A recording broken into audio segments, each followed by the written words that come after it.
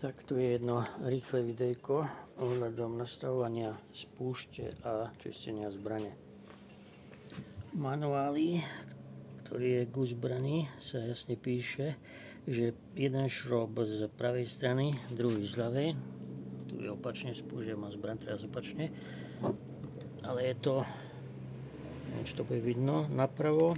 Skúsim to zaostriť.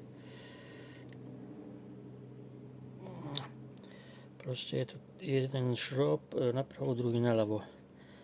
Teraz neviem ktorým, asi týmto z tejto strany naľavo, no nedá sa to zaostriť dobre, sa nastavuje priťahovaním. Sa nastavuje dĺžka chodu a týmto druhým šrobom, zadným sa mi zdá, priťahovaním sa nastavuje jemnosť.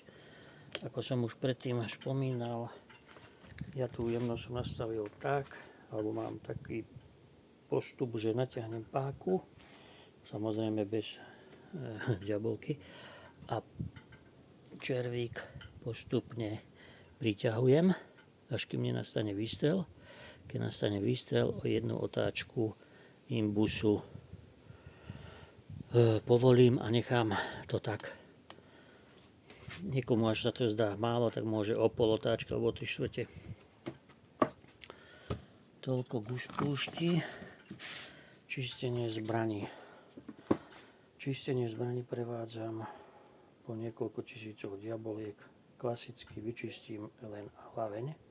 Buď sú na to klasické mosadzné šrobovacie vyteráky, alebo ako sa to volá, s takou plyšovou koncovkou, kefkou alebo s takými tvrdšími. Ale ja používam tento spôsob. Obyčajný silon do vyžínača, samozrejme tenký. Pretiahnem hlavňou spredu, keď mi vyjde nabíjacom otvore. Klasický obyčajný, vidno to? Klasický obyčajný odličovák prestrihnutý na štvrťku. Tam zaseknem a vytiahnem to vonku zo zbraní.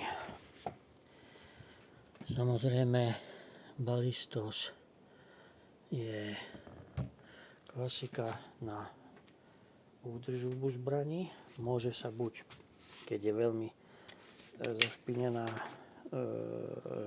hlaveň, alebo ja neviem, keď sa nová kúpi, môže sa nastriekať rovno aj do hlavní. Samozrejme nie zase toľko, aby nám to tu pretieklo.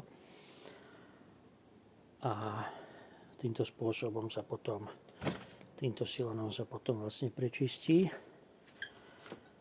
A to je hlaveň.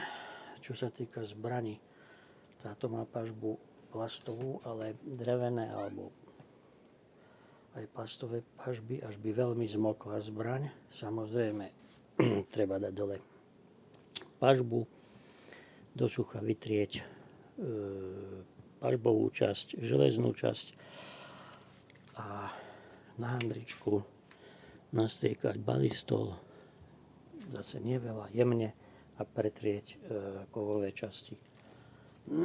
Až je už celá kovová časť namočená, že niekomu by to spadlo do vody, alebo je proste tak veľmi premočená, tak už je to zložitejšie.